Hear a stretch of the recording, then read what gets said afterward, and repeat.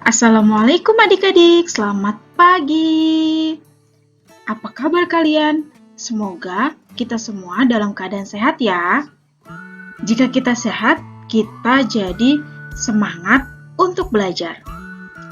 Nah adik-adik, kemarin kita sudah belajar tentang lingkungan yang tidak sehat. Adik-adik masih ingat kan apa saja ciri-ciri lingkungan tidak sehat itu? Nah, di sini kakak mempunyai gambar dari rumah yang termasuk ke dalam lingkungan yang tidak sehat. Di sini bisa terlihat ada banyak sekali sampah yang berserakan. Tong sampahnya jatuh, kemudian sampah-sampahnya menjadi berserakan di sekitarnya. Temboknya pun kotor. Nah, ini merupakan contoh lingkungan yang tidak sehat. Pada video ini, kita akan belajar tentang cara menjaga kebersihan rumah. Nah, jika ada lingkungan di sekitar rumah adik-adik atau di rumah adik-adik yang ternyata termasuk ke dalam lingkungan yang tidak sehat, maka harus dibersihkan. Nah, bagaimana cara menjaga kebersihan rumah? Kita lihat ceritanya ya. Petugas kesehatan berkunjung ke rumah Dayung. Mereka menjelaskan cara menjaga kebersihan lingkungan. Nah, ini petugas kesehatannya. Dan ini adalah Dayung. Petugas kesehatan berkata, "Kamu sudah tahu cara menjaga kebersihan rumah, Dayu?" Lalu Dayung menjawab, "Belum, Kak. Mohon penjelasannya, Kak." Kemudian petugas kebersihan menjawab, "Kita harus membersihkan rumah setiap hari. Caranya dengan mengepel lantai, menguras bak mandi, menutup ember yang berisi air, dan membersihkan langit-langit rumah. Sebaiknya rumah juga harus dilengkapi dengan ventilasi agar udara bebas keluar masuk. Rumah juga harus dilengkapi dengan jendela agar sinar matahari masuk ke dalam rumah. Cahaya yang masuk baik untuk kesehatan." Setelah mendengar penjelasan dari petugas kesehatan, kemudian Dayu berterima kasih dan mengatakan, "Terima kasih Kak atas penjelasannya." Nah, begitulah adik-adik. Sekarang kita lanjutkan ceritanya ya. Banyak cara untuk menjaga kebersihan rumah. Kita harus menjaga kebersihan rumah. Lantai, langit-langit, dan dinding rumah harus dibersihkan setiap hari. Nah, seperti pada gambar, di sini keluarga Dayu sedang membersihkan rumah. Mereka membagi tugas. Ada adik yang membersihkan jendela, ayah yang membersihkan kamar mandi, Dayu yang mengepel lantai, dan ibu yang sedang membersihkan langit-langit. Setiap bangun tidur, kamar dan tempat tidur harus dibersihkan dan dirapikan kembali adik-adik. Biasakan untuk merapikan tempat tidur setelah kita bangun tidur. Nah, siapa yang sudah bisa merapikan dan membersihkan kamar tidurnya sendiri? Wah, kalian hebat! Adik-adik harus bisa mandiri untuk membereskan dan membersihkan kamar tidur kalian sendiri ya. Menjaga kebersihan kamar merupakan tanggung jawab diri sendiri. Selanjutnya, pakaian kotor harus diletakkan di tempatnya dan harus segera dicuci. Jadi, jangan sampai menumpuk pakaian kotor karena bisa menjadi sarang penyakit.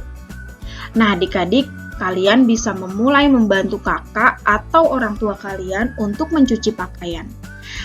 Ingat, hati-hati saat melakukannya ya.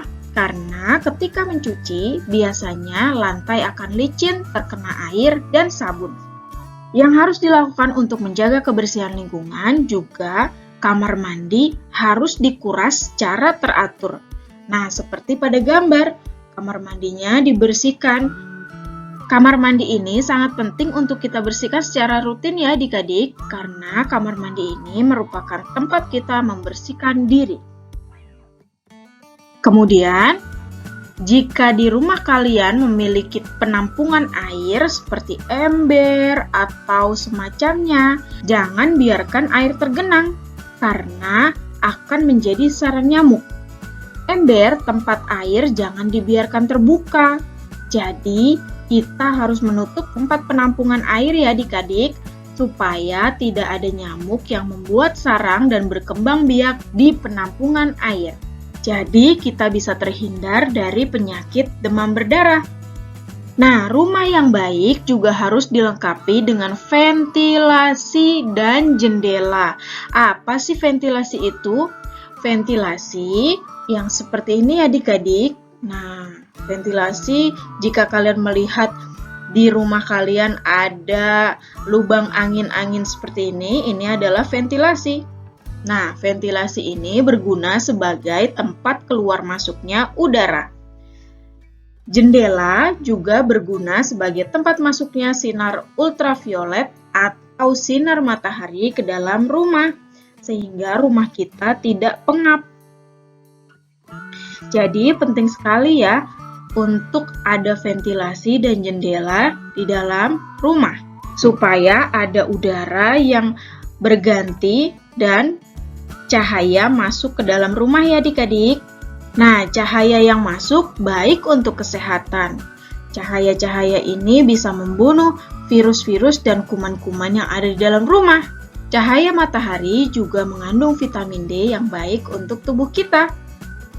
Nah, dari cerita tadi kita belajar beberapa kosakata baru, yaitu yang pertama, lantai. Lantai ini adalah bagian bawah dari ruangan.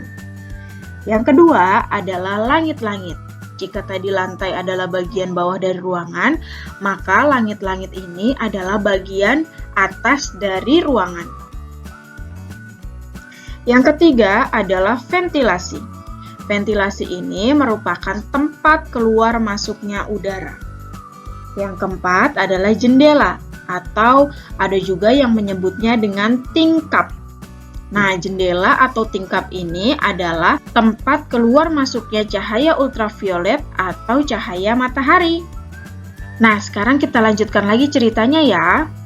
Dayu dan keluarga sudah tahu cara menjaga kebersihan rumah. Mereka selalu membersihkan rumah bersama. Kebersamaan dalam keluarga harus dijaga. Nah, bagaimana cara menjaga kebersamaan dalam keluarga?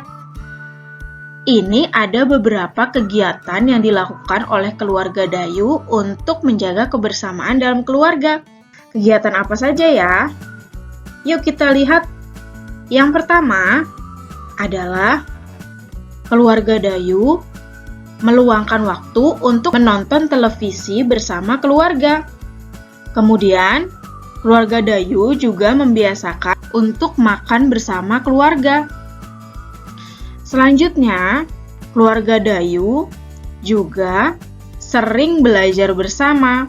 Ayah sering mengajarkan Dayu atau adik ketika mengerjakan tugas dari sekolah.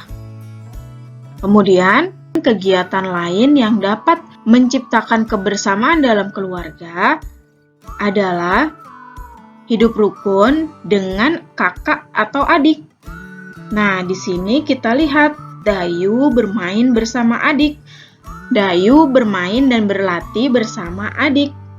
Nah, jadi mereka bermain bersama, tidak saling berebut.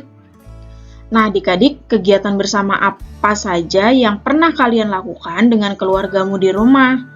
Pasti banyak sekali ya. Oke adik-adik, cukup sekian materi pada video kali ini. Sampai jumpa di video selanjutnya. Terima kasih. Assalamualaikum.